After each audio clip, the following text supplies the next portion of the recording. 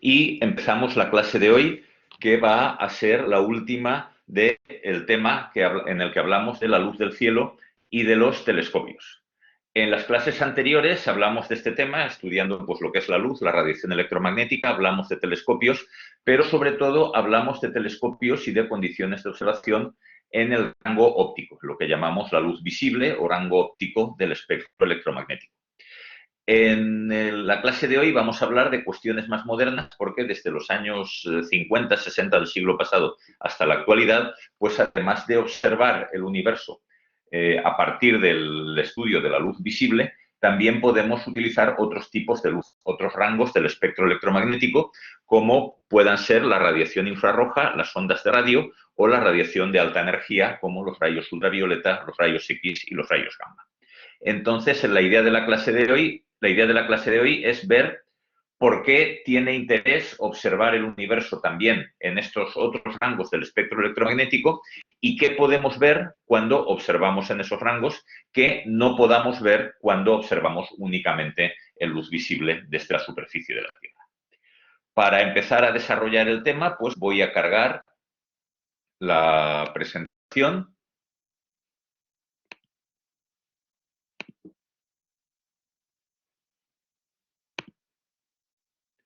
Que es esta de aquí, que la tenéis, el PDF correspondiente lo tenéis en el aula virtual por si queréis descargarlo.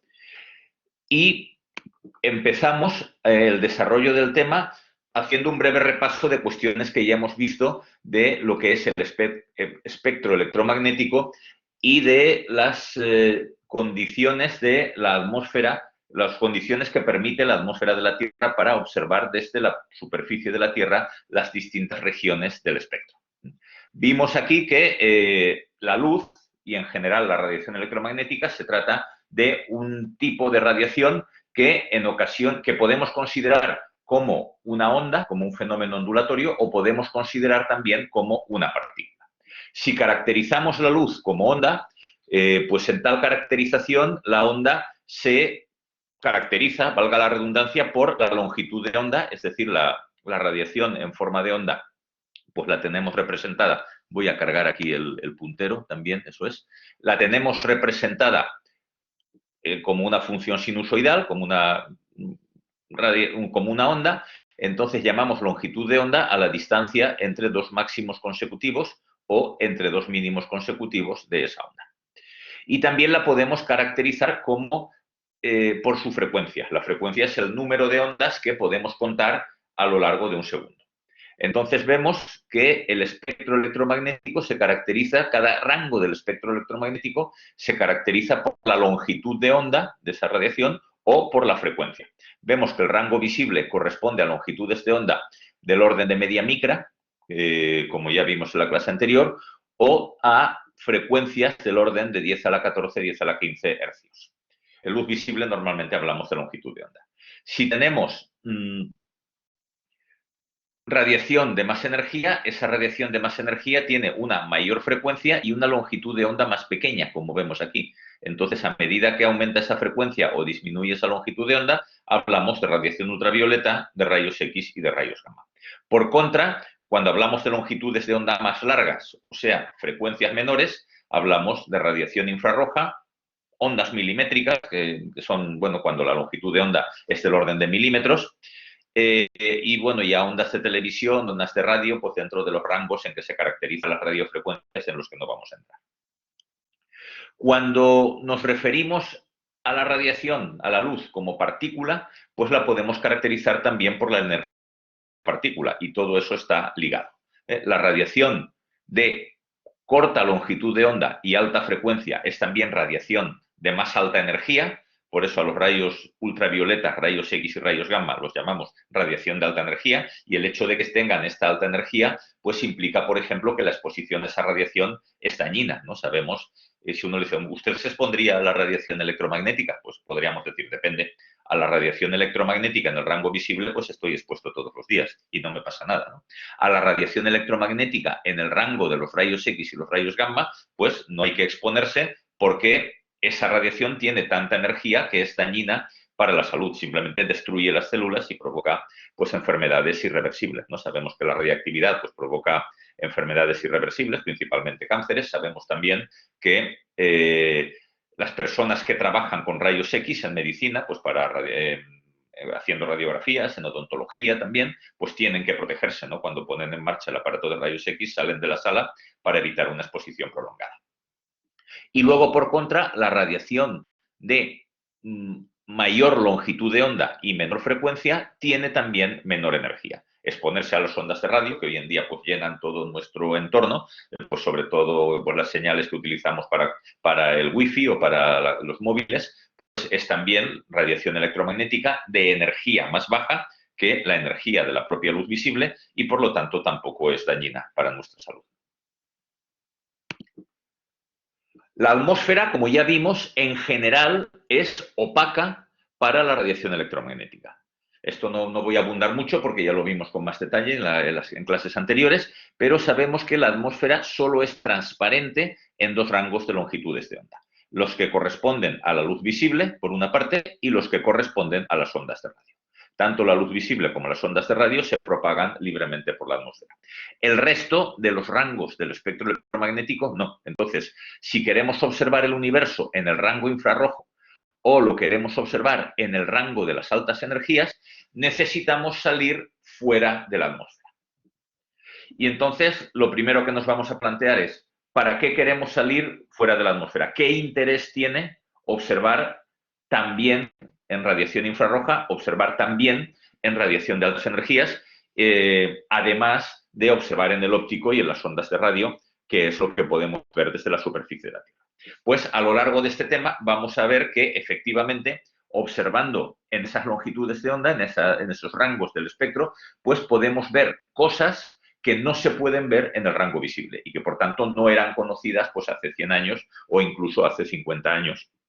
Eran completamente desconocidas y que hoy en día pues, nos han permitido avanzar nuestro conocimiento del universo y de los fenómenos que inciden en él. Vamos a ver, en primer lugar, por así decirlo, esa radiación electromagnética que observamos y que viene del cielo, ¿por qué se produce? ¿Por qué los astros emiten radiación electromagnética? ¿Por qué los astros emiten luz y esa luz la vemos? La vemos con nuestros ojos en algunos casos, en el caso de la luz visible, o la captamos con nuestros detectores también en la luz visible o en otros casos. Bien, pues en primer lugar vamos a comentar que la mayor parte de la radiación electromagnética que existe en el universo y la mayor parte de la luz que vemos tiene un origen térmico. Es decir, hay luz porque esa luz la emiten los objetos calientes, los objetos que están a una temperatura relativamente alta. Y ahora hablaremos de qué quiere decir eso de una temperatura relativamente alta. Nosotros la luz que vemos es la luz que emite un astro, el Sol. El Sol, digamos, toda la luz que vemos durante el día, bueno, por la noche utilizamos iluminación artificial, pero la luz que vemos durante el día es la luz que emite el Sol. Y el Sol emite luz porque la superficie del Sol, que es lo que vemos del Sol, está caliente. Está caliente a una temperatura de unos 6.000, un poco menos, de unos 5.700 grados. 5.700 grados. A estas alturas podemos decir grados centígrados o podemos decir grados Kelvin. Vamos a introducir un poco la escala de los grados Kelvin porque nos será más cómoda utilizarla a lo largo de la clase e incluso a lo largo del curso. La escala de temperaturas que usamos normalmente en nuestra vida diaria es lo que llamamos la escala centígrada. La escala centígrada asigna el valor de 0 grados a la temperatura del hielo fundente, ¿no? Cuando tenemos una mezcla de hielo y agua y el hielo se está fundiendo y convirtiéndose en agua, pues eso es lo que define la temperatura de 0 grados centígrados. Y cuando tenemos agua hirviendo, en fin, en condiciones de presión normal, a la presión atmosférica normal al nivel del mar, pues cuando tenemos agua hirviendo, ese agua está a una temperatura de 100 grados. Y entonces este intervalo entre la temperatura del hielo fundente y la temperatura del agua hirviendo lo dividimos en 100 partes y a cada una de esas partes la llamamos un grado. Sin embargo, sabemos que existen objetos o incluso temperatura atmosférica que puede estar más fría de los 0 grados, ¿no? O sea que los 0 grados no significa la temperatura mínima. Por debajo de los 0 grados, pues sabemos que a veces, en fin, en Valencia pocas veces, pero en otras regiones, digamos, más frías, pues podemos estar a 10 grados bajo cero, a 20 grados bajo cero, a 30 grados bajo cero y más. Sabemos que podemos construir neveras donde tengamos, por ejemplo, 70 grados bajo cero o menos, ¿no? Que es lo que nos hace falta hoy en día pues, para conservar la vacuna del COVID de Pfizer, ¿no? Necesita conservarse a temperaturas entre 70 y 80 grados bajo cero. Si tenemos nitrógeno líquido hirviendo, el nitrógeno líquido hirviendo, convirtiéndose en gas, está a una temperatura de 110, eso es 110 grados bajo cero. Y podemos tener todavía temperaturas más bajas. Pero ¿podemos tener temperaturas infinitamente bajas? La respuesta es que no. Cuando tenemos temperaturas más bajas, por así decirlo, es cuando hay menos calor. No voy a ser muy preciso físicamente en esto, pero sí que voy a ser un poco más intuitivo. Digamos que cuando tenemos temperaturas relativamente altas es porque tenemos mucho calor, mucha energía térmica. Cuando tenemos temperaturas más bajas es cuando tenemos menos calor, menos energía térmica. Podríamos decir que existen situaciones en que no hay absolutamente nada de calor, que no hay nada de energía térmica. Pues sí. ¿Y esto cuándo sucede? Sucede a una temperatura del orden de 273 grados bajo cero. 273 grados bajo cero es lo que se llama el cero absoluto. Es la situación en la cual no hay nada de energía térmica. Cuando no tenemos nada de energía térmica, estamos en el cero absoluto, que en la escala centígrada corresponde a menos 273 grados bajo cero. ¿De acuerdo? Entonces, fijaos que cuando hablamos de temperaturas muy altas está un poco igual, pero cuando estamos en torno a 0 grados de la escala Celsius, la escala centígrada normal, son 273 grados Kelvin, 273 grados sobre el cero absoluto. Nosotros, que estamos a una temperatura, nuestros cuerpos, ¿no? Nuestros organismos, que están a una temperatura de 36, 37 grados, pues estamos a 310 grados Kelvin, 310 grados sobre el cero absoluto. Un objeto que está, el nitrógeno en ebullición, que está a 110 grados bajo cero, pues está a 160 grados Kelvin, 160 grados sobre el cero absoluto. Pues bien, dicho esto, a partir de ahora hablaré normalmente de grados Kelvin, pero sabéis que es prácticamente la escala nuestra con esa diferencia de escala entre el 0 y el 273.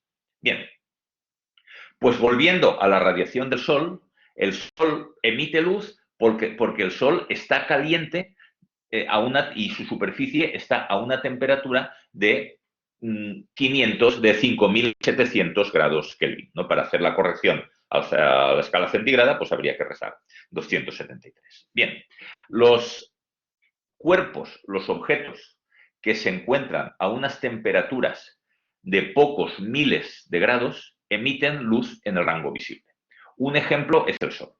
Otro ejemplo, pues son, que no sé si vosotros lo conoceréis o no, supongo que sí, de la infancia, porque es algo que ya ha desaparecido prácticamente, son las bombillas incandescentes, ¿no? Las bombillas que iluminaban nuestras casas por la noche, las que tenían una resistencia que se calentaba al paso de la electricidad, el fenómeno que teníamos en la bombilla pues era prácticamente el mismo. Al hacer pasar corriente eléctrica por una resistencia, esa resistencia se calentaba a 1000 o 2000 grados y entonces emitía luz visible. Por tanto, los sistemas físicos en general, ya sean artificiales aquí en la Tierra o ya sean las estrellas, que se encuentran a temperaturas entre 1000 y podríamos hablar de 20.000, 30.000 grados, emiten luz y a esa temperatura la luz que se emite corresponde al rango óptico. Los sistemas que se encuentran más fríos, como nosotros mismos, por ejemplo, que nos encontramos a una temperatura de 300 grados Kelvin, como os decía, nosotros no emitimos luz, nosotros no brillamos, ¿no? Si por la noche apagamos las luces de la sala donde estamos, pues no nos vemos, ni a las personas que están con nosotros no las vemos tampoco, ¿no? Porque a esa temperatura a la que se encuentran nuestros cuerpos, no emitimos luz en el rango visible. ¿Quiere decir eso que no emitamos nada? Sí, emitimos luz en el rango infrarrojo. Emitimos luz de menor energía que la visible y esa energía está en el rango infrarrojo. Voy a saltarme unas diapositivas para ilustrar esto. Esto es como nos veríamos nosotros con la luz apagada si tuviésemos un detector de radiación infrarroja. Nuestros ojos no son sensibles a la radiación infrarroja. Por eso, si apagamos la luz, no nos vemos. Sin embargo, hoy en día la tecnología moderna sí que nos permite construir detectores de radiación infrarroja, cámaras de radiación infrarroja. En un principio, pues esta tecnología, estas cámaras de infrarrojo, se utilizaban para fines bélicos, ¿no? Para la guerra, pues para ver por la noche. Hoy en día tiene una aplicación muy importante en medicina, ¿no? Como veis aquí, pues en esta imagen que tenemos aquí una persona, vemos la distribución de temperatura, las partes más rojas corresponden a una temperatura más alta, las partes más azules sería una temperatura más baja, veis, los cabellos pues están a una temperatura más baja que la piel. Hoy en día este tipo de cámaras tienen una aplicación muy interesante en medicina, porque sobre todo para la detección de tumores, ¿no? Porque donde hay un tumor o donde hay una infección subcutánea, digamos que el cuerpo está algo más caliente. Entonces, con radiación infrarroja se puede ver incluso un tumor dentro del cuerpo sin necesidad de tener que abrir, ¿no? De tener que hacer ninguna operación intrusiva. Entonces, esto nos sirve para medicina, nos sirve también para astronomía. Si observamos en el rango infrarrojo, estamos observando objetos más fríos que las estrellas. Por ejemplo, los planetas, por ejemplo, la Luna. Nosotros cuando vemos la Luna, lo que vemos es la luz reflejada del Sol. Si observásemos la Luna con radiación infrarroja, veríamos la radiación que emite la propia Luna, porque está a una temperatura, bueno, del orden de la Luna estaría, bueno, cambia mucho de temperatura porque no tiene atmósfera, pero se encontraría a temperaturas entre los 200 y los 100 grados bajo cero. Lo mismo con los planetas. Los planetas, cuando los vemos con un telescopio óptico, lo que vemos es la luz del Sol reflejada. Ahora bien, si los observamos en el infrarrojo, lo que veríamos es la propia emisión térmica del planeta. ¿Y qué pasa? Y vuelvo a donde estábamos antes del espectro electromagnético. ¿Qué pasa si la temperatura es más alta? Entonces, lo que vemos aquí, esto sería la distribución de toda la radiación electromagnética que emite un cuerpo, un sistema, en función de su temperatura. Vemos que si tenemos cuerpos relativamente fríos, a 3000 Kelvin, 4000 Kelvin, 5000 Kelvin, el máximo de la emisión se encuentra en el infrarrojo, aunque bueno, todos ellos tienen una importante contribución en el visible y por eso los vemos, ¿no? Por eso digo que a temperaturas de pocos miles de grados sí que los vemos emitir luz visible, aunque como vemos en la gráfica, el máximo de emisión está en el infrarrojo. Para temperaturas como las del Sol, cercanas a los 6000 grados, vemos que el máximo de la emisión efectivamente está en el visible, aunque también emita en el ultravioleta y en el infrarrojo. Para objetos más calientes que el Sol, de temperaturas superiores a 30.000, 40.000, 100.000 grados, 1.000.000 de grados, entonces el máximo de la emisión no se encuentra en el visible, sino que tendríamos que buscarlo en las energías más altas. Digamos, los objetos muy calientes, donde más luz emiten, no es en el visible, sino es en el ultravioleta, o es en el rango de los rayos X, o es en el rango de los rayos gamma. Por eso, observando en estos rangos de longitudes de onda, podemos ver objetos, astros de diferentes temperaturas que, observando en el visible, o los vemos mucho más débiles, con mucha menos radiación, o simplemente no los vemos. Y esto es uno de los primeros intereses en observar en otros rangos de longitudes de onda. Vamos a hablar ya de esos rangos de longitudes de onda. En primer lugar, vamos a hablar de la radioastronomía. En radioastronomía observamos la radiación de menor energía, la radiación de más baja energía. Entonces, en este rango de longitudes de onda observaríamos objetos muy fríos y, de hecho, así sucede. Observamos objetos tremendamente fríos.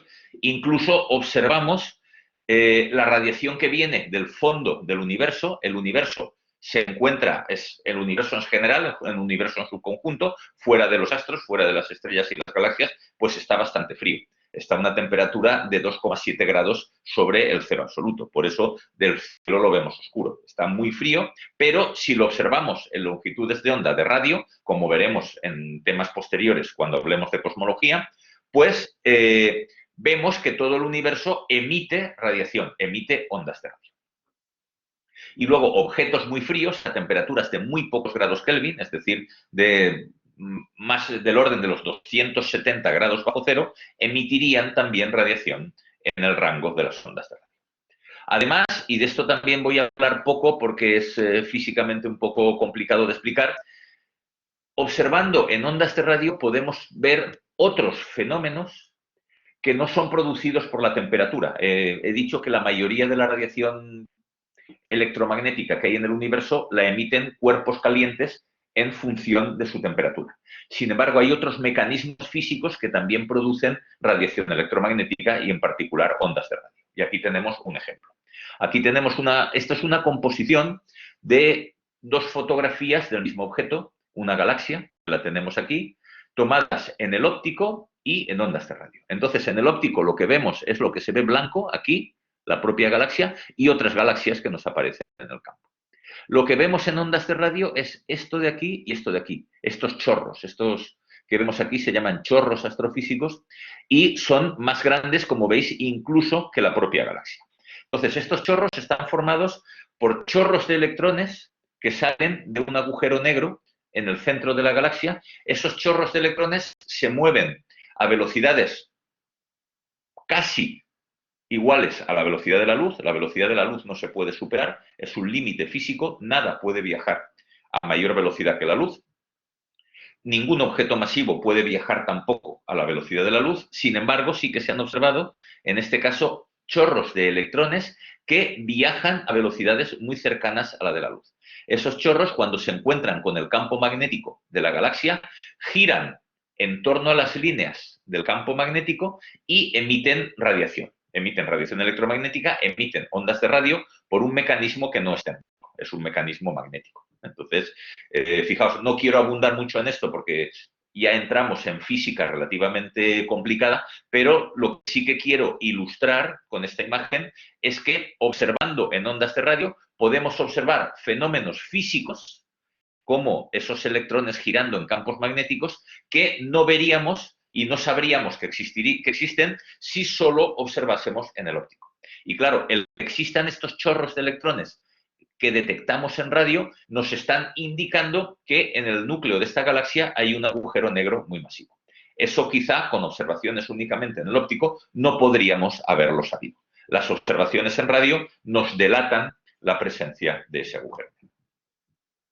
Bien, no voy a abundar más en el tema de las observaciones en radio, precisamente por eso, porque en su mayoría corresponden a fenómenos no térmicos que, como son físicamente complicados, pues al nivel del curso que estamos dando, únicamente la información que quiero daros es eso, que observando en ondas de radio podemos observar fenómenos físicos diferentes de la radiación térmica y que nos pueden dar mucha información, por una parte, acerca de la física del objeto que estamos observando e incluso de su estructura, como por ejemplo el saber que en esta galaxia, en su centro, tenemos un agujero.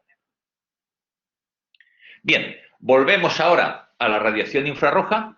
Ya esta imagen ya la hemos visto, es la que emiten los cuerpos que se encuentran pues, a nuestra temperatura ambiente, los cuerpos que se encuentran, sí, nosotros mismos, o el ambiente a nuestro alrededor, que estaremos, pues hoy mismo estaremos a 15, 20 grados, pues digamos que los cuerpos que se encuentran a esa temperatura, la propia atmósfera emite radiación en el rango del infrarrojo. A esas temperaturas, la emisión de los objetos es en el rango del infrarrojo. Entonces, cuando observamos el universo en el infrarrojo, estamos observando astros y objetos más fríos que los que observaríamos si únicamente observamos en el óptico. Aquí vamos a ver unos pocos ejemplos. Aquí tenéis dos fotografías del cielo de la constelación de Orión. La de la izquierda la tenemos en el óptico, la de la derecha la tenemos en el infrarrojo. Fijaos qué aspecto tan diferente tiene el cielo si lo observamos en el óptico y si lo observamos en el infrarrojo.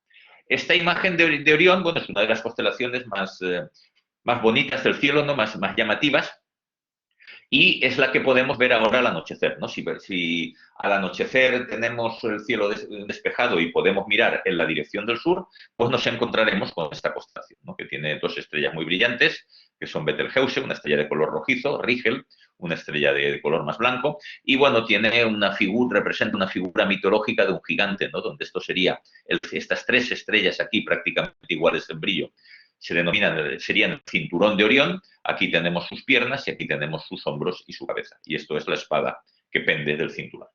Bien, si observamos en el infrarrojo, fijaos que lo más brillante de la fotografía aquí no son las estrellas, con la excepción quizá de Betelgeuse, que como vemos aquí es una estrella roja, tiene una temperatura superficial del orden inferior a los 3.000 grados, del orden 2.000 grados o incluso inferior, entonces su máximo de emisión no está en el óptico, está en el infrarrojo, por eso en el infrarrojo la vemos. Pero vemos que hay otras cosas mucho más brillantes incluso que Betelgeuse.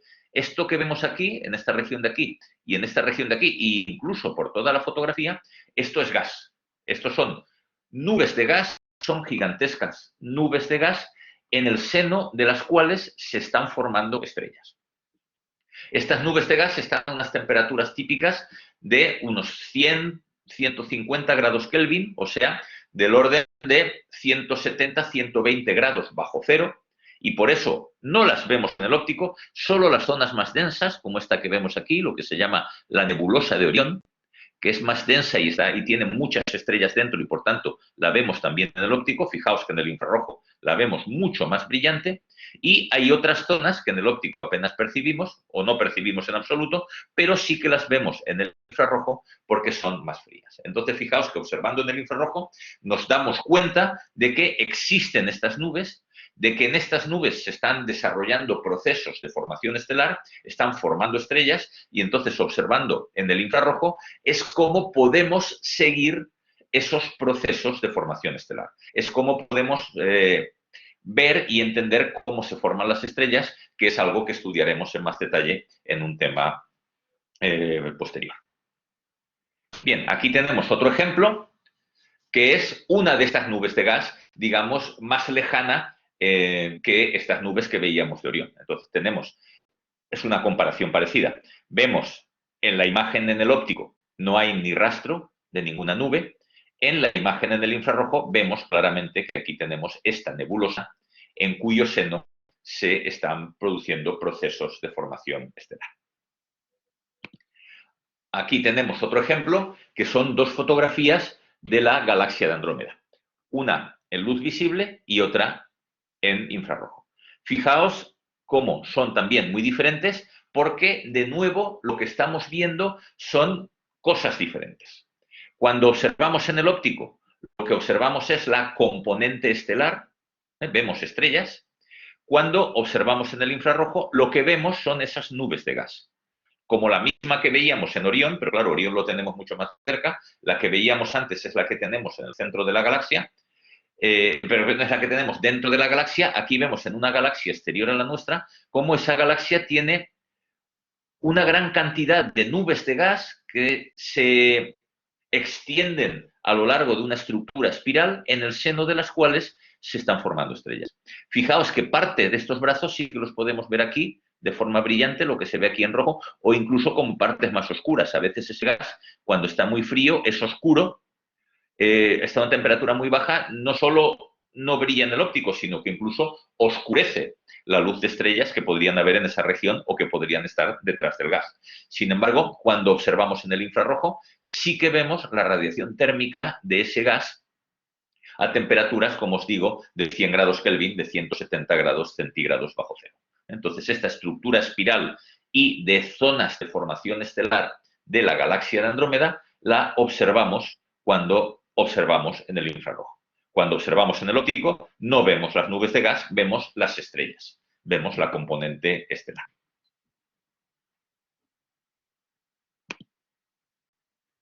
Bien, observar en el infrarrojo tiene además otra ventaja que tiene que ver con lo que hablábamos de la propagación de la luz visible en la atmósfera.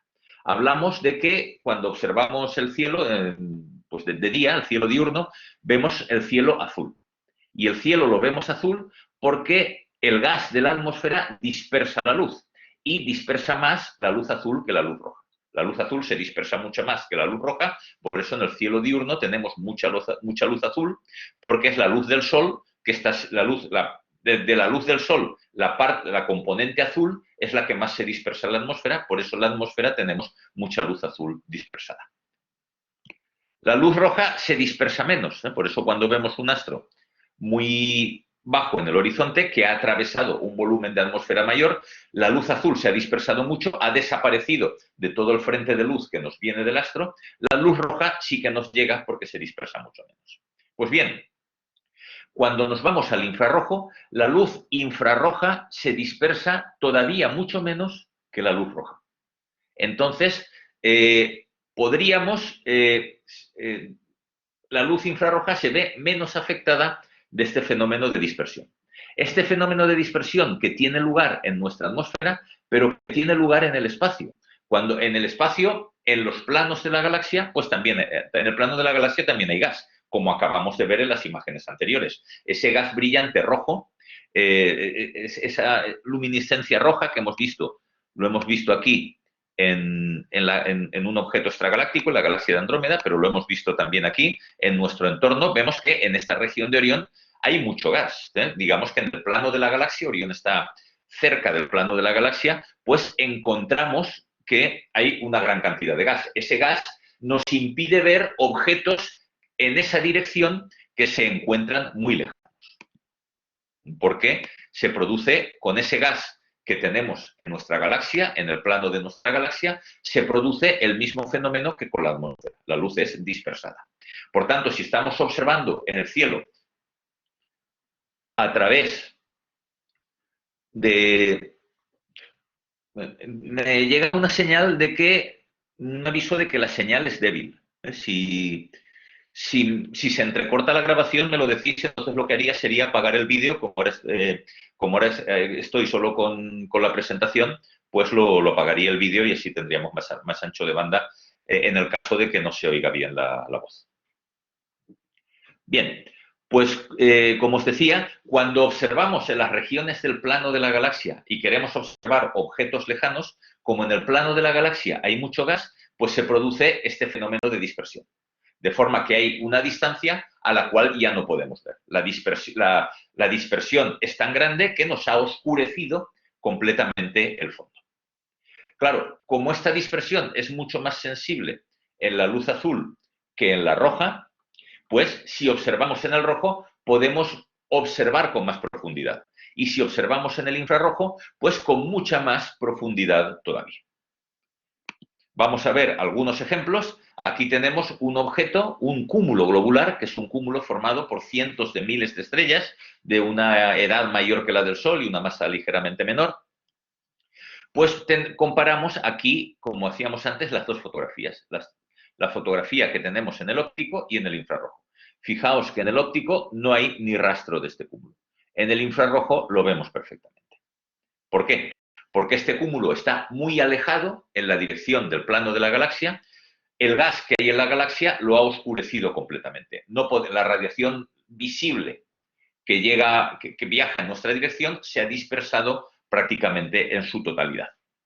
Sin embargo, si lo observamos en el infrarrojo, sí que nos llega esa luz y lo podemos ver. Por tanto, observando en el infrarrojo, podemos penetrar con más profundidad en las regiones más oscurecidas de la galaxia y en particular en el centro de la galaxia.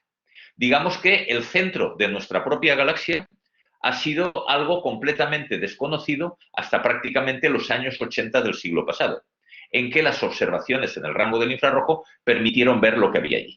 Como en la dirección del centro de la galaxia hay mucho gas, pues digamos que la luz visible no nos llega, no es capaz de atravesar todo ese volumen de gas hasta llegar a la Tierra, hasta llegar a los observadores. Sin embargo, en el infrarrojo sí que se puede. Y entonces fue a partir de los años 70, más bien 80 del siglo pasado, en que hemos podido obtener, digamos que al hilo del desarrollo de detectores en el rango del infrarrojo, ¿no? El poder observar en el infrarrojo, pues digamos que fue a partir de un desarrollo técnico. técnico, ¿no? Las primeras placas fotográficas solo son sensibles en el visible, principalmente en el azul. Los primeros detectores electrónicos eran sensibles a la luz visible. Los detectores que empezaron a desarrollarse a finales de los 70 y los años 80 ya permitían detectar la radiación infrarroja. Por eso, al hilo de este desarrollo tecnológico, es cuando hemos podido obtener imágenes del cielo en radiación infrarroja y es como hemos podido observar lo que hay en el centro de la galaxia. Entonces, en el centro de la galaxia hemos observado, por ejemplo, cúmulos de estrellas jóvenes, como este cúmulo que tenemos aquí, el que se llama el cúmulo Arches y este que se llama el quíntuple, porque hay 5 estrellas rojas brillantes. Estos cúmulos son cúmulos formados por estrellas masivas, jóvenes y brillantes. Las estrellas masivas viven muy poco tiempo, ¿no? El Sol tiene 5.000 millones de años de edad.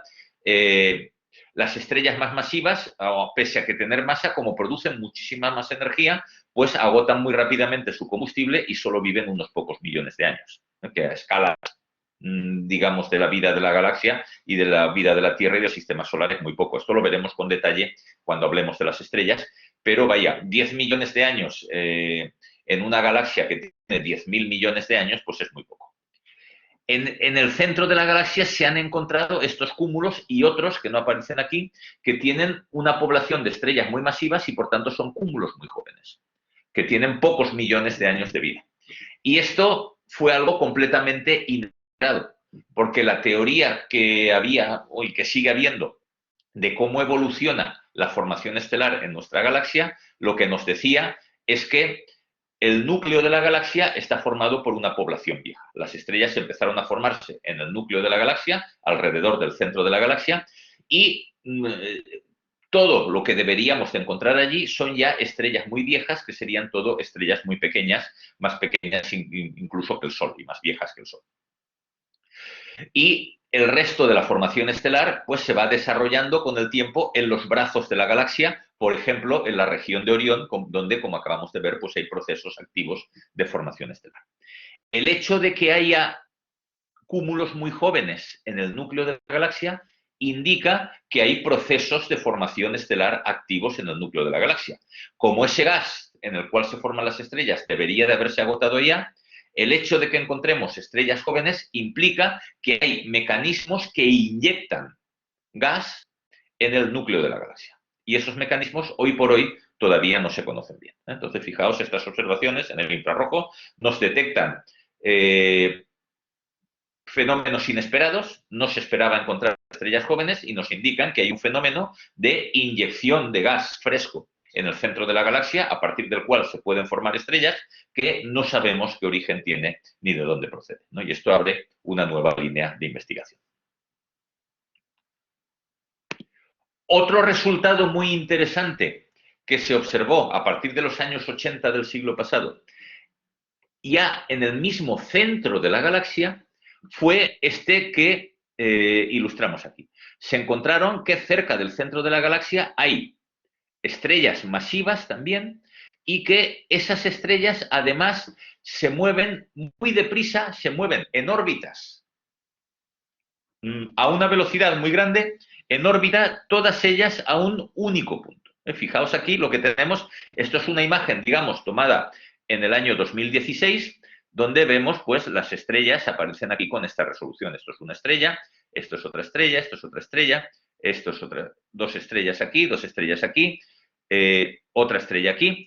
Fijaos que esto, como digo, es la imagen del año 2016, pero la posición de esta estrella en años anteriores, hasta el año 1995, era todas las que aparece aquí. La primera imagen de esta estrella, esta de aquí, sería la del año 1995 y a partir de ahí imágenes sucesivas han ido ilustrando su movimiento. Lo mismo para esta estrella que tenemos aquí, que ha ido moviéndose, pues desde este punto ha recorrido toda esta órbita hasta su posición actual. Lo mismo para esta estrella, que sería esta estrella que tenemos aquí y que ha ido recorriendo todo este espacio. Y así para varias estrellas que hemos calculado sus órbitas, todas ellas en torno a un punto en el cual no se ve nada. Claro, si todas estas estrellas giran en órbitas a una velocidad muy grande, quiere decir que están girando en torno a un objeto muy masivo. De hecho, se calculó que la masa que debería de tener ese objeto para producir las órbitas que observamos de estas estrellas tendría que ser del orden de entre 1 millón y 10 millones de veces la masa del Sol. Sin embargo, ahí, en el foco de todas esas órbitas, no se ve absolutamente nada. Entonces, claro, algo que tiene entre 1 millón y 10 millones de veces la masa del Sol y que no se ve, solo puede tratarse de un agujero negro. Entonces, fijaos que estas observaciones en el infrarrojo, porque en el óptico no se podía ver, que nos mostraron cómo estrellas masivas brillantes se mueven a grandes velocidades en torno a un punto y que ese punto coincide exactamente con el centro de nuestra galaxia, pues lo que nos han implicado, lo que nos han indicado es que en el centro de la galaxia existe un agujero negro supermasivo. Un agujero negro con una masa de entre 1 y 10 masas solares. Hoy en día se habla de entre 6 y 10 masas solares con observaciones más precisas. Este descubrimiento de gran interés pues, ha sido el que ha dado lugar al Premio Nobel de Física del año pasado, del año 2020. Digamos que hubo 3 galardonados con el Premio Nobel, uno de ellos Roger Penrose por trabajos en cosmología, independientemente de este que estamos viendo, pero los otros 2 investigadores galardonados con el Premio Nobel fueron Andrea Ghez y Reinar Genzel, precisamente por este trabajo que os estoy describiendo ahora, por el estudio de las órbitas de estas estrellas en torno a un punto, en torno al centro mismo de la galaxia, que indican que nos han permitido descubrir que en el centro de nuestra galaxia existe un agujero negro, algo que no se ha podido descubrir a lo largo de 2000 años de observaciones en el óptico. Entonces, aquí esto es una ilustración adicional del interés de observar el cielo, no solo en el óptico, sino en el infrarrojo. Bien, dejamos ahora la cuestión de las observaciones en el infrarrojo y vamos a hablar de la astrofísica de altas energías. La astrofísica de altas energías en el rango de los rayos X y de los rayos gamma. Bien, la astrofísica, la atmósfera es casi completamente opaca a la radiación en el ultravioleta, en el rayos X y los rayos gamma. Digamos que los rayos gamma un poco menos y la astrofísica de rayos gamma empezó a desarrollarse en los años 70 del siglo pasado mediante telescopios a bordo de globos estratosféricos. La astrofísica de rayos X se desarrolló algo antes, a partir de los años 50 del siglo pasado, y a su pionero, Riccardo Giacconi, se le dio también, fue galardonado también con el Premio Nobel en 1992 por sus estudios de rayos X, que se hacían en los años, a partir de los años 50, con cohetes balísticos. Cohetes como el que vemos aquí, que son sucesores de los cohetes V2 que se desarrollaron en Alemania en la Segunda Guerra Mundial para bombardear Londres.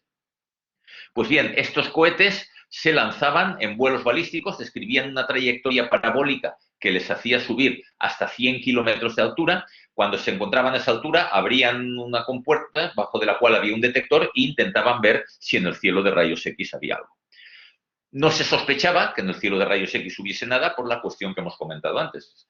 Se suponía que la mayoría de la radiación que se podía observar era radiación térmica. Y claro, para que algo que emite radiación térmica emita en rayos X, pues tiene que estar a temperaturas de millones de grados. Y en la época, en los años 50 del siglo pasado, pues no se sospechaba que pudiese haber ningún astro a una temperatura de millones de grados. Sin embargo, las observaciones demostraron que sí que los hay. Bien, más modernamente, claro, esto que os he hablado son los orígenes de la astrofísica de altas energías. Más modernamente, la astrofísica de altas energías se desarrolla a partir de observatorios en el espacio. Por ejemplo, este que tenemos aquí es el telescopio Newton de la Agencia Espacial Europea, que lleva 3 telescopios de rayos X con unas características que vamos a describir a continuación. Y aquí tenemos el telescopio integral de la Agencia Espacial Europea, que observa en el rango de los rayos gamma y que lleva también un par de telescopios con unas características, como podéis ver aquí, pues bastante diferentes de los telescopios que utilizamos para observar en el óptico. Bien, cuando hablamos de astrofísica de altas energías, de rayos X y de rayos gamma, pues observacionalmente hay una característica que hay que describir y es que Los instrumentos ópticos que utilizamos para estudiar la radiación en el rango visible o en el rango infrarrojo no sirven para la radiación en altas energías. ¿Por qué? Pues acordaos que estos instrumentos ópticos básicamente son sistemas ópticos focalizantes. Necesitamos que nuestro telescopio tenga un objetivo, ese objetivo puede ser una lente y entonces el telescopio es un refractor, o puede ser un espejo y entonces el telescopio es un reflector.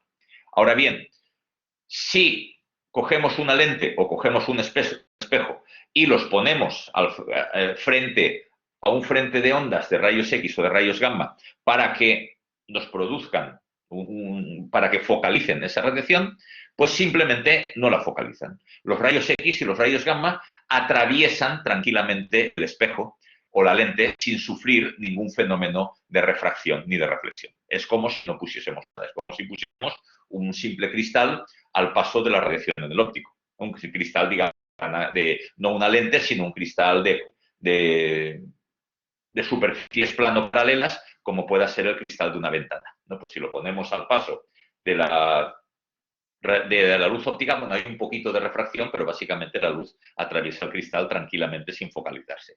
Pues esto es lo que sucede en el rango de las altas energías. Si nuestro telescopio tiene su objetivo es una lente o sistema de lentes o es un espejo, esta radiación es tan energética y tan penetrante que lo atraviesa tan tranquilamente sin experimentar ningún fenómeno de reflexión ni de refracción. Y por tanto, no podemos construir sistemas focalizantes. ¿Cómo lo hacemos? Pues bueno, hay una excepción a esto que he dicho.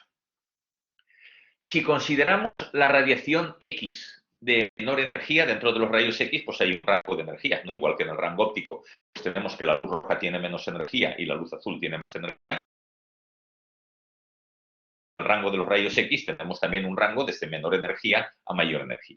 Para las energías menores sí que se da un fenómeno que es el que se llama de reflexión rasante.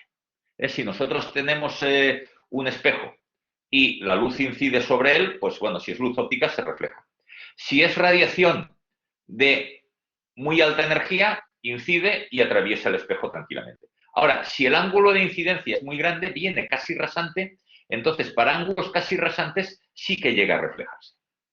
Aprovechando esta propiedad, para los rayos X de menor energía se han construido lo que se llaman telescopios de incidencia rasante.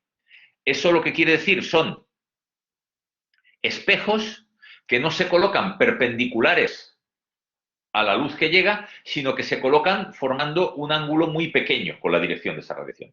Entonces, cuando llega la radiación, sí que se refleja y entonces pues, sí que puede ser focalizada. Normalmente se utilizan, como este ángulo tiene que ser muy pequeño, si solo tuviésemos una superficie reflectora, como la reflexión hace cambiar muy poco la dirección en la que viene la luz, pues se nos iría a un foco muy largo.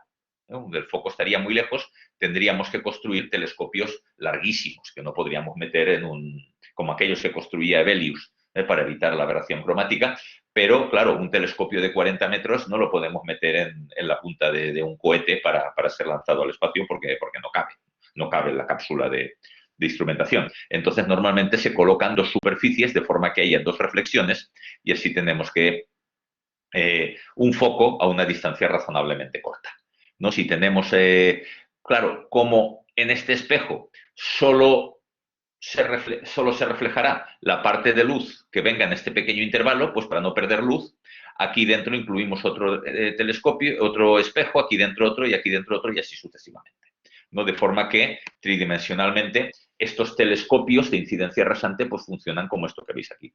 Son esta especie de espejos cilíndricos dentro de los cuales la luz se va reflejando mediante incidencia rasante y focalizándose.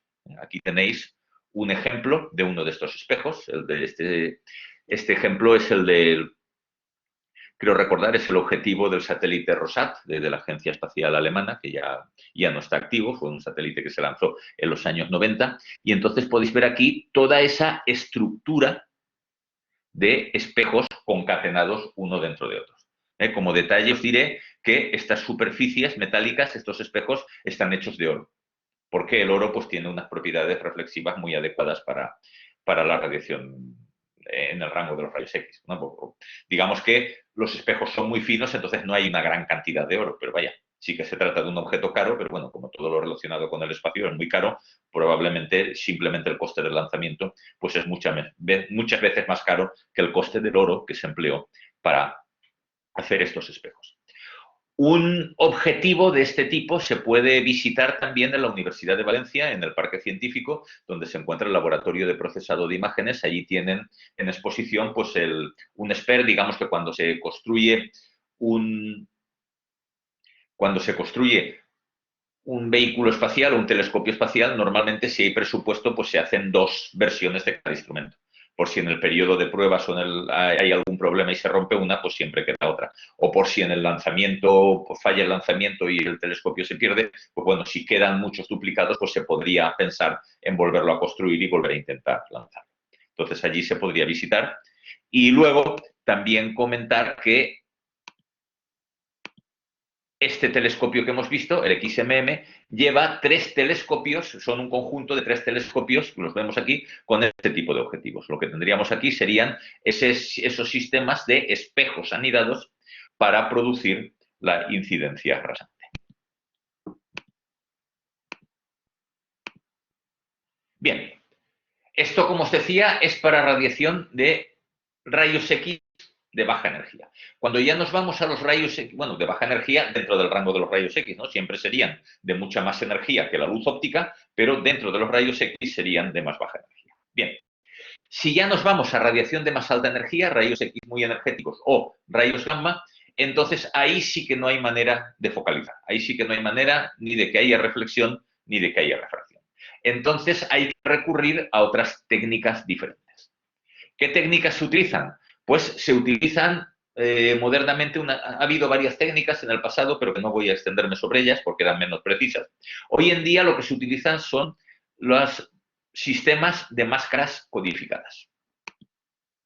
Los sistemas de máscaras codificadas pues serían algo como lo que vemos aquí. Están basadas en el principio de la cámara oscura. No sé si conocéis lo que es una cámara oscura, pero que es un instrumento fácil de construir, ¿no?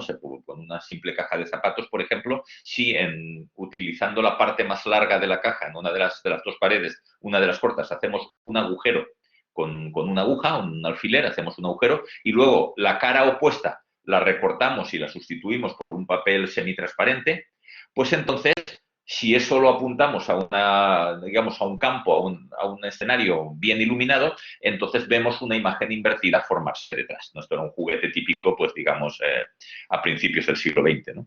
Si aplicado a la astronomía, si nosotros tenemos aquí una lámina opaca en la que hacemos un agujerito y aquí tenemos un detector, pues digamos que el rayo de luz que viene de este punto pasa por aquí y nos incide aquí. El rayo que viene de este punto pasa por aquí y nos incide aquí. Cada rayo pues incidirá en su parte opuesta a través del agujerito y entonces tendremos una reconstrucción del objeto que estamos observando. Claro, el problema en este caso para hacer un telescopio, digamos, con buenas prestaciones, es que vamos a captar muy poca luz. Si solo vamos a ser capaces de captar la luz que pasa por un agujero pequeño y si el agujero es grande se nos va a emborronar la imagen, pues vamos a captar muy poca luz. Y la radiación de alta energía que viene de la mayoría de los astros, pues es muy escasa. ¿Cómo podríamos arreglar eso? Pues en vez de hacer un agujero hacemos varios. Claro, entonces las imágenes se nos van a mezclar. La cosa se va a complicar, pero bueno, esto se ha ido desarrollando, se han ido desarrollando técnicas de construcción de máscaras y de procesos matemáticos e informáticos de convolución que, bueno, que a partir del patrón de la máscara y a partir de lo que vemos aquí, donde todas las imágenes están mezcladas, pues podemos reconstruir la imagen original. Modernamente lo que se hace pues es utilizar máscaras de este tipo. Esto en concreto son las del satélite integral, que ya hemos visto. Fijaos que aquí la idea sería, aquí tenemos la lámina y hacemos muchos agujeros, de forma que prácticamente hay tanta parte llena como parte vacía. Esto nos hará, pues bueno, si observamos varios astros, pues nos hará aquí una imagen de esos astros.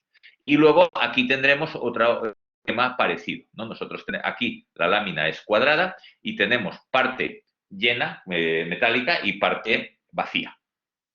Se producirá pues una imagen de toda la luz que incida sobre esta cámara, que nos producirá una imagen aquí que, bueno, conociendo el patrón de la máscara y viendo lo que tenemos aquí abajo, pues podemos, mediante un proceso matemático complejo, pero que se conoce, pues podemos reconstruir la imagen original. Aquí tenéis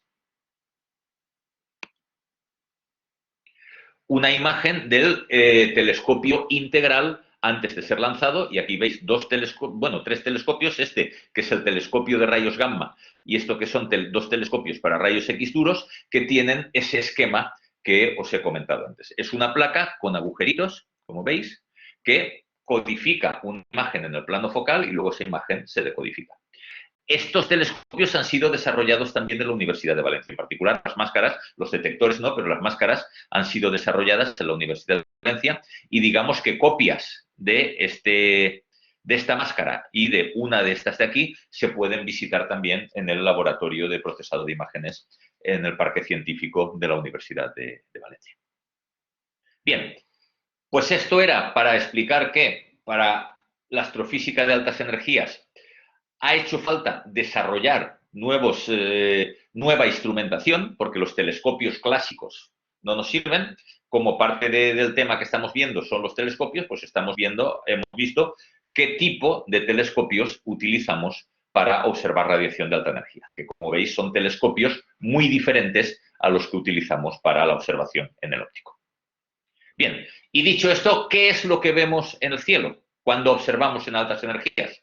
Pues vemos bastantes cosas.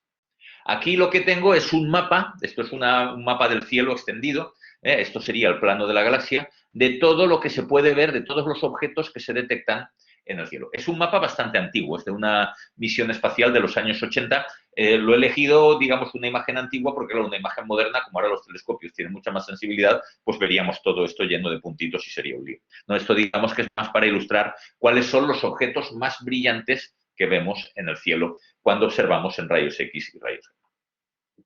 Pues bien, los objetos más brillantes que vemos son, en este caso hablamos de rayos X, son estos puntos verdes. Aquí lo grande que es el punto nos indica lo brillante que es el objeto. Pues estos puntos verdes serían estrellas binarias de rayos X, que es un tipo de estrellas muy peculiar del que voy a hablar ahora mismo. Luego vemos también galaxias activas, son galaxias que tienen un agujero negro en su centro. Vemos restos de supernovas, son estrellas que explotan. Lo que queda después de una explosión estelar, hablaremos de supernovas también en una clase siguiente. Vemos cúmulos de galaxias y vemos estrellas con emisión coronal, y luego hay un montón de objetos que todavía no se han identificado. Bien, vamos a ver algunos de estos objetos peculiares. Vamos a hablar de estrellas con emisión coronal, bueno, muy brevemente, en particular porque el Sol es una de estas estrellas con emisión coronal. Vamos a poner a continuación una imagen del Sol muy diferente a la que estamos acostumbrados, que es esta de aquí. Esto es cómo se ve el Sol cuando lo observamos en rayos X. Fijaos que la superficie del Sol, que es lo que vemos aquí, no emite en rayos X. La temperatura de la superficie del Sol, como ya he comentado antes, es una temperatura de unos 5.700 grados Kelvin. A esa temperatura el Sol emite luz óptica, ¿vale?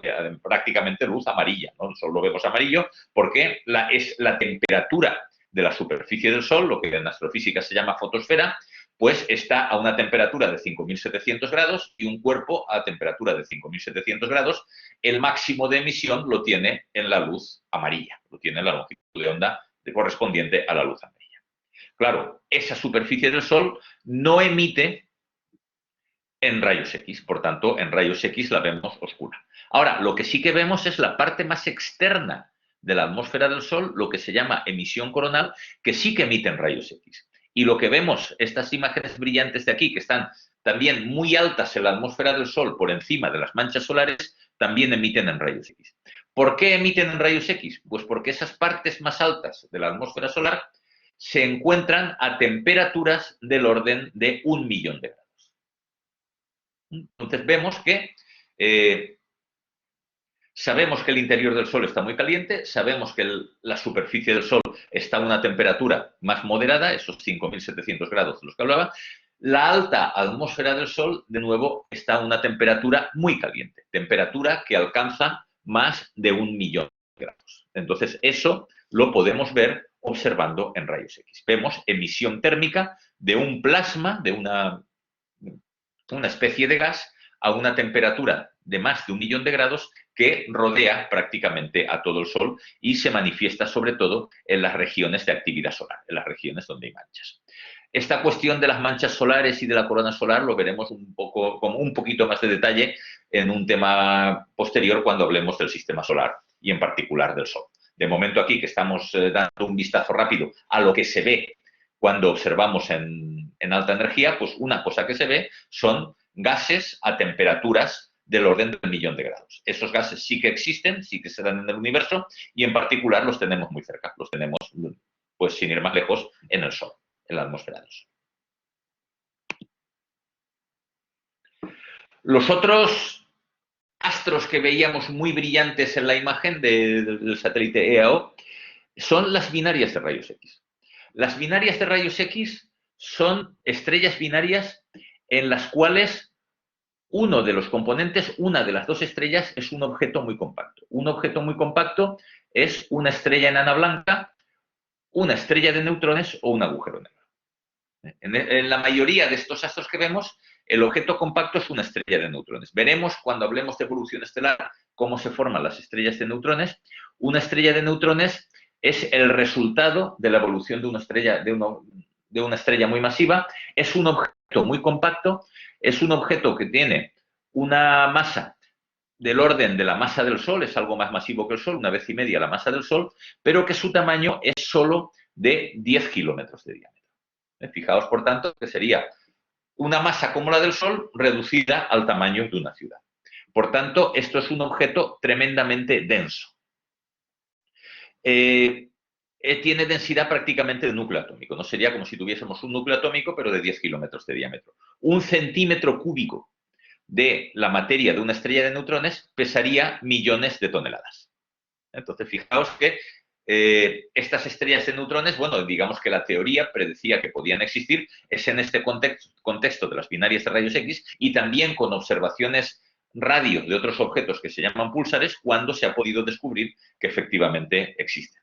Bien, en estas estrellas de neutrones, si cae materia sobre ellas, esa materia se acelera, como el campo de gravedad es tan fuerte, se acelera enormemente, cae. Cuando está cayendo se encuentra con el campo magnético, se reconduce y cae a gran velocidad sobre los polos magnéticos de esta estrella de neutrones. Entonces aquí se forma una mancha caliente, de nuevo a temperaturas del orden de 10 millones de grados, y entonces esas manchas calientes brillan emitiendo rayos X. Y por eso vemos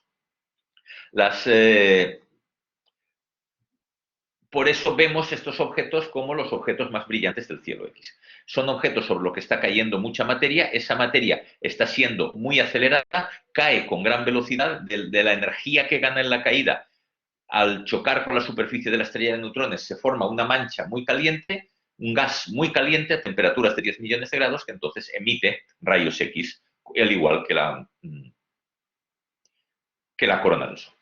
¿Por qué estos astros solo se dan en estrellas binarias? Porque, claro, si tuviésemos una estrella de neutrones aislada en el espacio, en principio no caería materia sobre ella, no la veríamos.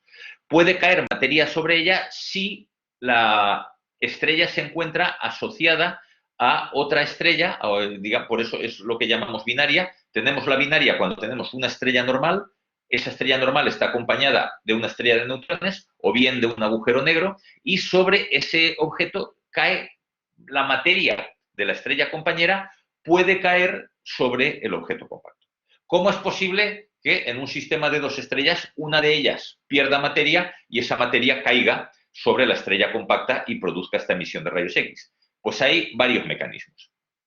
Uno de ellos es el que se conoce como desbordamiento del lóbulo de Roche, y que básicamente quiere decir lo siguiente. Lo voy a explicar mejor con esta diapositiva de aquí. Fijaos, aquí tenemos en esta gráfica, aquí tendríamos un sistema binario, un sistema formado por dos estrellas. Esto sería una estrella normal y esto sería nuestro objeto compacto, nuestra estrella de neutrones o nuestro agujero negro o nuestra estrella enana blanca. Bien, si esta curva de aquí, no voy a hablar de las de fuera, pero esta curva de aquí, la que vemos en forma como de 8 o de infinito, es la que divide, por así decirlo, el campo gravitatorio en zonas de influencia de las dos estrellas. Si tenemos materia dentro de esta zona azul, caería dentro de la estrella 1, del objeto compacto. Si tenemos materia en esta zona roja, se caería hacia la estrella 2, hacia la estrella normal.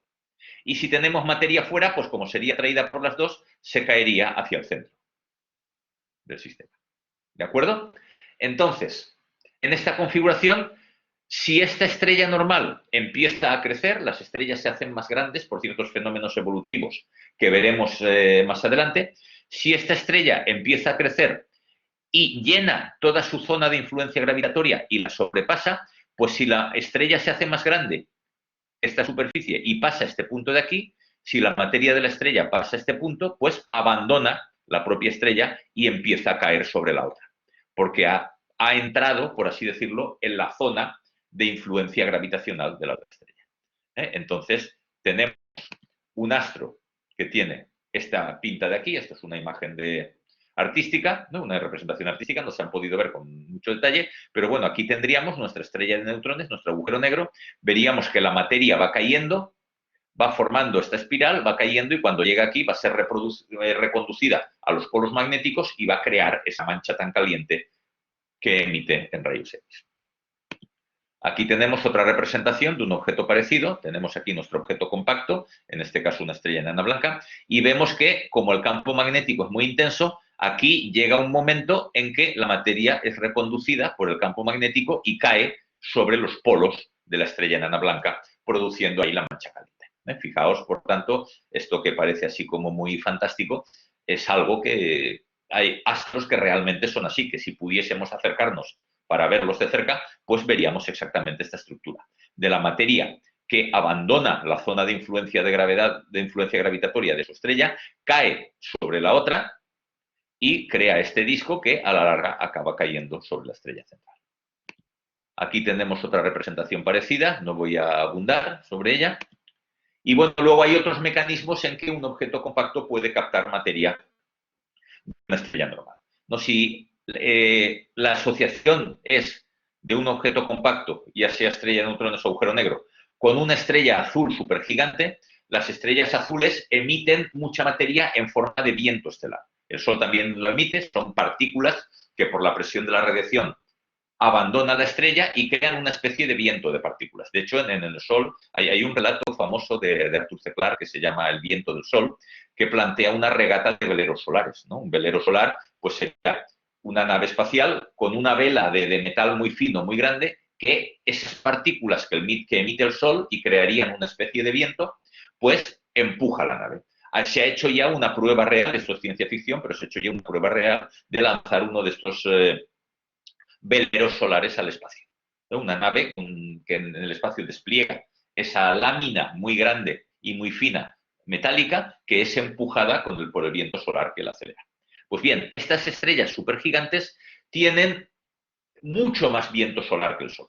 Entonces, ese viento solar es tan denso que parte de él es atraído por el objeto compacto, cae sobre él y crea pues esta fenomenología que hemos visto antes de esas manchas calientes.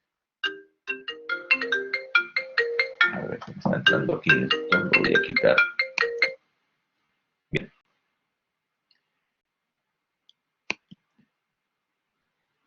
Y luego tenemos un tercer caso en el que, bueno, hay estrellas que están rodeadas de una envoltura de materia que emite la propia estrella, entonces sí, el objeto compacto entra dentro de esa zona de materia circunestelar, pues también es capaz de captar materia de ella. Aquí tenemos una representación de lo mismo. Bien, y ya para acabar la clase, pues voy a hablar de otro tipo de objetos o de astros muy interesantes que se encuentran o que podemos ver en el cielo cuando hablamos, cuando observamos en el rango de los rayos gamma, ¿no? Y estos son lo que se llaman las explosiones de rayos gamma. Es gamma ray bursts en inglés y se emplea también el acrónimo GRB. Estos son explosiones que empezaron a detectarse a finales de los 60, concretamente en el año 1969, aunque no se publicó esto hasta 1971, que es que de repente aparece en el cielo una explosión muy energética y muy rápida que dura pocos segundos de rayos gamma. La primera la detectó este satélite que tenemos aquí, esta nave espacial, que es el satélite Vela. Vela, bueno, es uno de una colección de satélites, hubo varios, que son observatorios de rayos gamma, pero que no se lanzaron con fines científicos, sino con fines militares. De hecho, los satélites Vela eran satélites espías. Satélites espías que se lanzaron en el contexto de la Guerra Fría entre Estados Unidos y la Unión Soviética y en el contexto también de los primeros tratados de no proliferación de armas estratégicas que se desarrollaron a finales de los 60 y principios de los 70. Estos tratados incluían la prohibición de no desarrollar pruebas nucleares en tierra.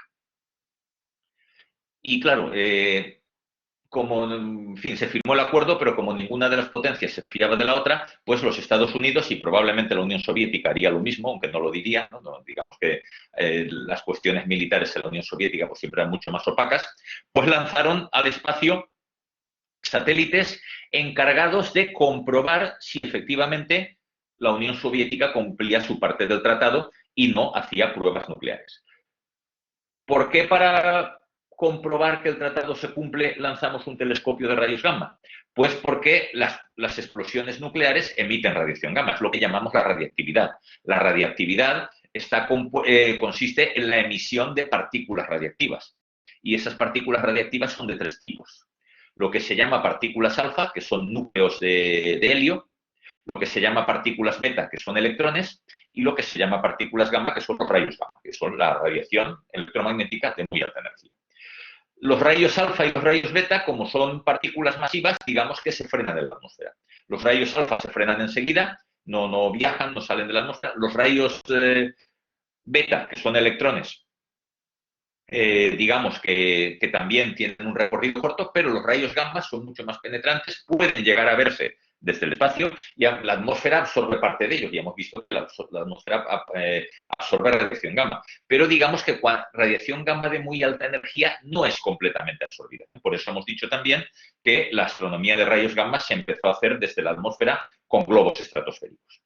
Pues bien, estos satélites Vela llevaban telescopios de rayos gamma para ver si había fuentes de rayos gamma en la superficie de la Tierra que delataban una prueba nuclear, la explosión de una bomba atómica, de una bomba de hidrógeno. Entonces, yo no sé si detectaron efectivamente explosiones nucleares, las dos potencias incumplieron el tratado, pero sí que detectó explosiones que venían del fondo del universo. Bueno, el fondo del universo, venían del cielo, ¿no? Explosiones que venían del cielo y no se sabía muy bien qué podía ser. Aquí tenemos pues, una gráfica de la primera explosión que se detectó. Aquí veis, pues esto simplemente es el número de cuentas del número de rayos gamma que llega desde el espacio, ¿no? Entonces veis que el nivel del detector se encuentra a cero, prácticamente no están llegando rayos gamma, pero de repente nos encontramos casi en 1500. Eso baja hasta menos de 500, pero luego vuelve a subir y luego vuelve a bajar y ya desaparece. Fijaos que la explosión ha durado en total, aquí está la escala en segundos, ha durado, empieza en el cero, ha durado prácticamente 6-8 segundos, no más.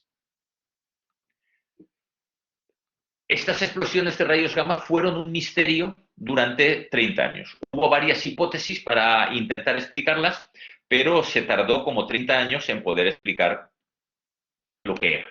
No digamos que el primer gran observatorio espacial de rayos gamma, que es este que vemos aquí, el Compton Gamma Ray Observatory de la NASA, pues digamos que uno de los principales objetivos de este telescopio espacial era precisamente el muestrear todo el cielo para ver si estos fenómenos de explosiones de rayos gamma eran muy frecuentes o no. Tenía varios telescopios, pero uno de ellos, este de aquí, que eran en realidad 8 pequeños telescopios que ocupaban las 8 esquinas de la nave, 4 que tenemos aquí, los otros 4 que estarían por debajo de estos, tenían por misión explorar todo el cielo. Y detectar apuntaban hacia todas partes para ver exactamente de dónde venían estas explosiones de rayos. ¿Cuántas de estas explosiones había? No perderse ninguna. Aquí tenemos pues las gráficas como la que veíamos antes de estas explosiones. Veis que hay de tipologías muy diferentes, algunas son con mucha estructura, otras prácticamente son picos, no tienen estructura, otras son recurrentes, en fin. Había de muchos tipos, la duración era muy corta, siempre las escalas, como veis, son de segundos. Digamos que las más largas No sé si hay alguna por aquí. Las más largas podían llegar hasta 2 minutos como máximo, pero en su mayoría eran de pocos segundos y había algunas incluso de fracciones de segundo. Y luego esto es el mapa de todas las explosiones de rayos gamma que detectó este telescopio a lo largo de su vida, que duró unos 10 años. ¿No? Digamos que empezó a observar en 1991, creo, y en el 2000-2001 pues ya perdió su órbita y ya hubo que hacerlo caer en el Pacífico para que no hiciese ningún daño en una caída incontrolada. Pues bien, aquí tenéis la distribución de todas las explosiones que detectó, que como veis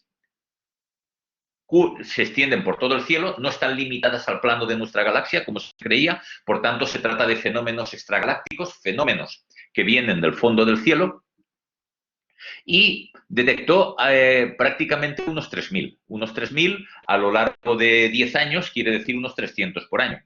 Como además no podía observarlos todos porque solo observa la mitad del cielo, la otra mitad se la tapa la Tierra, ¿no? Como está a mucha altura sobre la Tierra. Entonces, esto lo que quiere decir es que hay prácticamente 500, 600 explosiones de este tipo por año, o sea, más de una por día. Por tanto, se trata de un fenómeno relativamente frecuente. Ya en nuestro siglo, en los años bueno, a finales de los años 90, pero sobre todo a principios ya de la década de los años 2000, pues es cuando se pudo saber de dónde venían estas observaciones. Observando conjuntamente cuando se producía una de estas explosiones que se detectaba en rayos gamma, si se podía saber la dirección y se observaba rápidamente en el óptico, pues se podía ver que también tenían un cierto brillo en el óptico que con el tiempo pues se iba disipando. Eso permitió encontrar cuando se disipaba el brillo en el óptico y ya la explosión había desaparecido, tomar imágenes muy profundas para ver qué es lo que había ahí, de dónde venía esta explosión. Y se vio que provenían de galaxias externas a la nuestra. Hoy en día se sabe que, bueno, los modelos que actualmente nos explican qué es lo que produce estas explosiones de rayos gamma, pues lo que nos indican son que se trata o bien de explosiones de supernova, es decir, las estrellas más masivas explotan en una gran explosión al final de su vida y en esa explosión, por el eje de rotación de la estrella, emiten chorros de radiación gamma. Y luego también hay otros astros que son cuando dos estrellas de neutrones o dos agujeros negros se juntan, pues también al unirse, digamos que emiten ese chorro de radiación gamma y además estos tipos de objetos son también los que emiten ondas gravitacionales. Bien, todos estos fenómenos, en particular los que proceden de estas grandes explosiones que tienen lugar al final de la vida de las estrellas más masivas, pues en el caso de producirse, son tremendamente energéticos. Fijaos, como hemos visto aquí, que vienen de galaxias muy lejanas. Fijaos, esta galaxia que vemos aquí apenas se distingue porque, bueno, puede que no sea muy grande intrínsecamente, pero sí que se sabe que son galaxias muy lejanas. Entonces, para que podamos ver toda esa intensidad de energía, quiere decir que estos fenómenos son muy energéticos. Tan energéticos que si se produjese una de estas explosiones cercana y ese frente de rayos gamma cercana en nuestra propia galaxia y ese frente de rayos gamma llegase a la Tierra, pues digamos que podría producir efectos tremendamente destructivos, incluso de destrucción masiva de la vida en la Tierra. Se ha estudiado, cuando se entendió lo que eran estas explosiones de rayos gamma, se han estudiado los efectos de una explosión cósmica de rayos gamma cercana a la Tierra. Entonces, el efecto que sería, en primer lugar, el frente de ondas que llega a la superficie, a la Tierra, interaccionaría con la atmósfera de la Tierra. Al chocar esos rayos gamma con las partículas de la atmósfera, producirían chorros de partículas, lo que se llaman rayos cósmicos, y esos chorros de partículas, al llegar a la Tierra, serían completamente destructivos para la vida. Arrasarían, por así decirlo, completamente la vida en la mitad de la Tierra desde la cual se está observando la explosión. La otra mitad se salvaría, lógicamente, pero claro, este chorro, primero de rayos gamma y luego de partículas secundarias asociadas al choque de los rayos gamma con las partículas de la atmósfera, cambiaría completamente la química de la atmósfera. La atmósfera cambiaría sus propiedades químicas, se haría opaca llegaría menos luz del Sol a la superficie de la Tierra y eso produciría la desaparición de grandes extensiones vegetales, la desaparición de bosques, que a su vez rompería cadenas alimenticias de otras especies de seres vivos, en particular de animales, y produciría una segunda extinción a gran escala. Aquí en esta imagen pues estoy ilustrando esto con la figura de un dinosaurio. Hoy parece ser que está bastante bien documentado que la desaparición de los dinosaurios no tuvo lugar por una explosión de rayos gamma, sino que fue muy probablemente un impacto de un meteorito muy grande o bien un fenómeno de vulcanismo muy intenso. Sin embargo, sí que hay otra extinción masiva a lo largo de la historia de la vida en la Tierra, la que tuvo lugar al final del periodo ordovícico, que ha habido a lo largo de la historia de la vida en la Tierra, ha habido 4 grandes extinciones. Las características de esta extinción de finales del ordovícico, sí que hay varios autores que sostienen que sus características se podrían explicar muy bien por una explosión cósmica de rayos gamma. Porque hubo, por así decirlo, como una extinción en 2 etapas. Una extinción masiva fulgurante, que podría corresponder a esa llegada del frente de rayos gamma a la superficie de la Tierra, y luego otros procesos de extinción posteriores y mucho más lentos, que son los que podrían asociarse a este cambio en la química de la atmósfera que cambiaría y disminuir la iluminación del fondo del cielo, la iluminación de la superficie de la Tierra y la extinción de especies vegetales que a su vez desencadenarían la extinción de otras especies más altas en la cadena alimenticia. Entonces, digamos que, bueno, es difícil saber con certeza si efectivamente esto se produjo así o no, pero sí que hay indicios de que al menos alguna de las extinciones masivas en el pasado de la vida de la Tierra se debió a una explosión cósmica de rayos. ¿Y cuál será la próxima explosión cósmica de rayos gamma en nuestra galaxia? Pues probablemente el objeto que explote y dé lugar a una explosión cósmica de rayos gamma cercana es este que tenemos aquí. Esta es una estrella que se llama Eta Centauri, que es una estrella muy masiva, que está prácticamente al final de su vida y que sabemos que en poco tiempo quiere decir pocos miles de años, puede ser dentro de 10.000 años o de 100.000 años, o puede ser mañana, esto dará lugar a una explosión cósmica de rayos gamma y este objeto se encuentra realmente muy cercano a la Tierra en las escalas que estamos hablando. ¿Quiere esto decir que podríamos encontrarnos con un fenómeno de extinción masiva en los próximos centenares o miles de años? Afortunadamente, en este caso no, porque como he representado en una diapositiva anterior, que voy a volver a poner, esos chorros de rayos gamma están muy colimados en la dirección a la que apunta el eje de rotación de la estrella. Y bueno, y el eje de rotación de esta estrella, afortunadamente, no apunta hacia la Tierra. Así que cuando este objeto explote y produzca su emisión de rayos gamma, desde la Tierra, afortunadamente, no veremos estos rayos gamma y, por tanto, con respecto a este objeto en particular, pues estamos a salvo. Que haya otro o no, pues bueno, parece ser que otros candidatos peligrosos no se conocen, pero en cualquier caso este es uno de los peligros cósmicos que existen y que podría afectar al futuro de la vida en la Tierra. Bien, y con esto acabo ya la clase. Si queréis hacer alguna pregunta o algún comentario.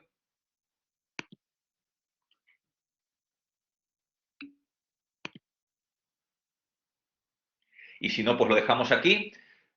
Con esto acabamos la clase el tema 4, perdón, el tema 1 del temario que hemos elaborado para este año, que es la luz del cielo y los telescopios. En la clase de mañana ya empezaremos a hablar de la esfera celeste. Hablaremos de astronomía de posición y entonces el enlace a través del aula virtual para la videoconferencia de mañana lo tenéis ya en el tema 2. Y os he enviado también por correo el enlace directo. Así que muchas gracias por vuestra atención y hasta la clase de mañana.